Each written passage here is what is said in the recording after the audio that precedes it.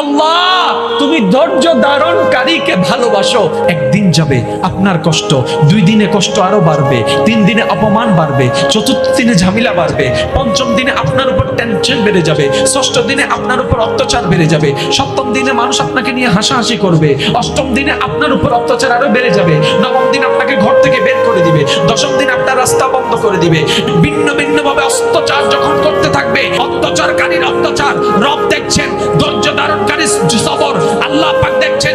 যেই দিন রবের মর্জি হয়ে যাবে, রব যখন দেখবে আপনার ধৈর্যটা রবের পছন্দ হয়েছে, এবার রব ডাক দিয়ে বলবে, ওরে ফেরেশতারা আমার বান্দাকে সাহায্য করা শুরু কর, সাহায্য করা শুরু কর, সাহায্য করা শুরু কর। ফেরেশতা বলবে, আল্লাহ দুনিয়ার সামান্য একটা রিকশাওয়ালা, তাকে কেন সাহায্য করব? রব বলে, আমি ওয়াদা করেছি ইন্নাল্লাহ মা'আস সাবিরিন, যেই ধৈর্য ধরবে আমি রব তার সাথে আছি। প্রিয় দর্শক, চ্যানেলটিকে সাবস্ক্রাইব করে আমাদের সাথেই থাকুন।